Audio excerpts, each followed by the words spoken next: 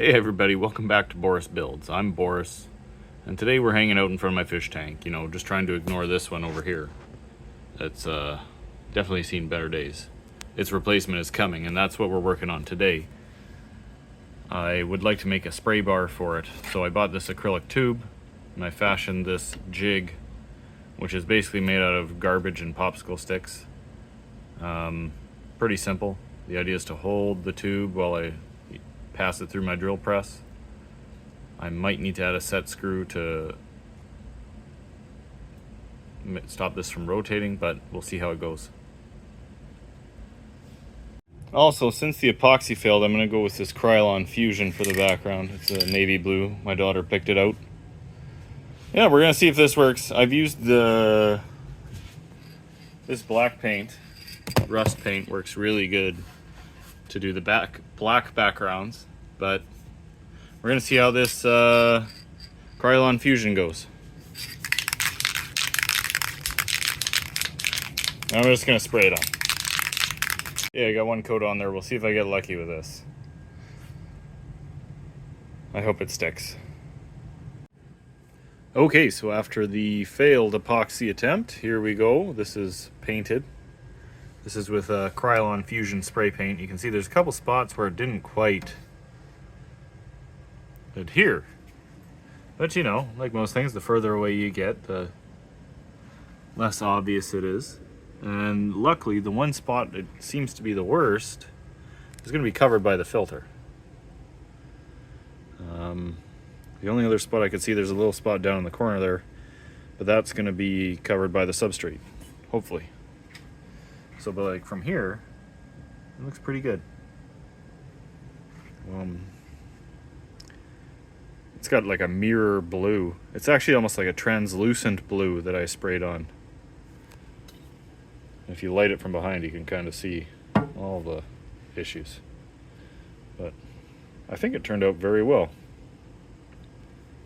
We'll see once it's all done. But anyways, I'll move on with putting in the internal sump and get that all hooked up, and this one will be done pretty quick.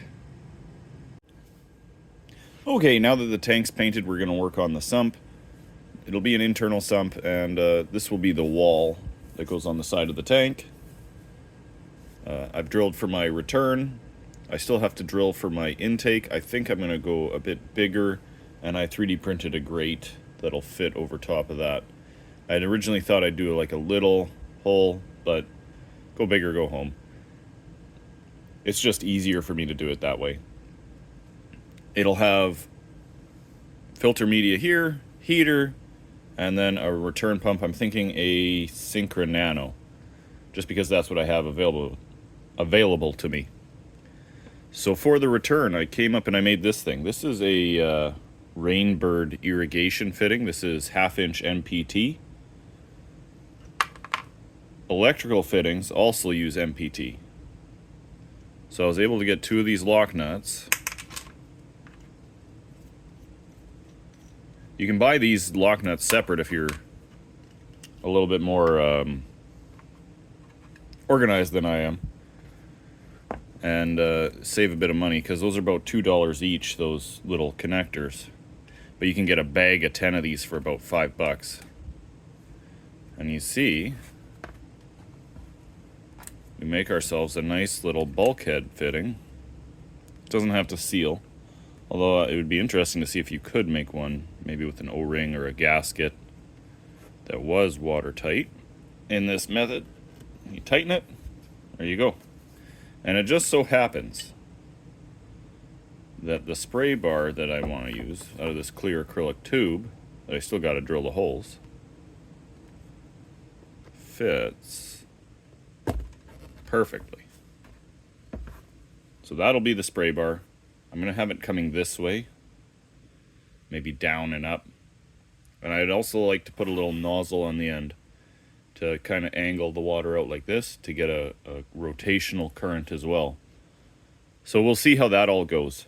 I'm hoping that this works very well for the water circulation and moves water but not too fast. I think I might be going with the saltwater tank on this one. I'm still not 100% sure. My daughter hasn't picked the fish, so I'm just planning for both.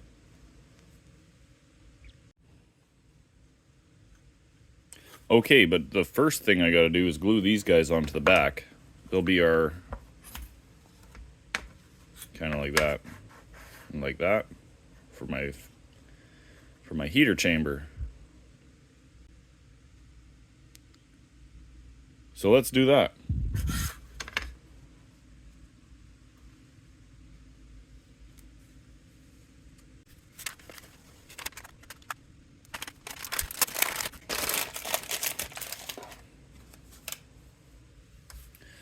I do have to go and radius the corner here. And there go my lights. But anyways, I gotta go radius the corner, because that will butt up right against the tank, and I'll have to silicone that to seal it, because I want to get the waterfall action going for the return. And I'm also thinking about putting in a float switch with an auto top off as well. So I got stuff to do. Okay, so I laid out the backside where I believe the plastic should go, or acrylic, and now I just gotta glue them on. I'm gonna use super glue. I really like this Gorilla Glue super glue pen. It gives you really fine control of how you're applying it. I just hope I have enough to get this done. Otherwise I gotta run out to the store and get another one. Okay, I got where I need them marked. That's one thing I learned from the last time I did this, is I need to make sure I know where I'm gonna put these guys before I put the glue on, because I kind of panicked last time. It worked out okay, but I'd rather avoid that. So I'm gonna glue this guy on here. I couldn't find my square, so I just got a square piece of wood. I'm just gonna use it to check square. Like that. Okay. So I got it clamped good there. I know where I'm going to put it. It's going to go right at the bottom.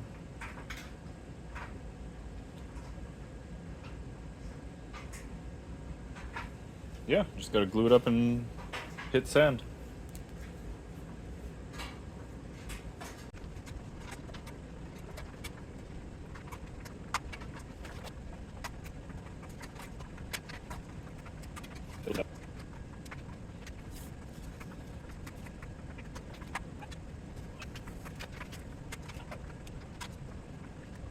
So if you noticed, I had the tape on this side, which made it hard to peel back, and I didn't want it getting stuck with the glue, so I ended up having to unclamp everything, pull this out, peel the tape, make sure it was clear, and then kind of put it back in shape. This should dry relatively quickly, but while it does that, I'm just going to switch this tape to this side. Try to account for the thickness of the acrylic.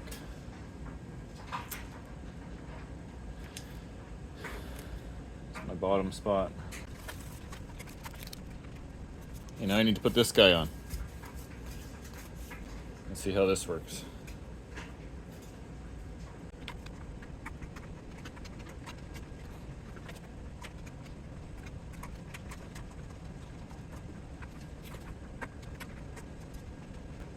Okay. Get that tape out of there.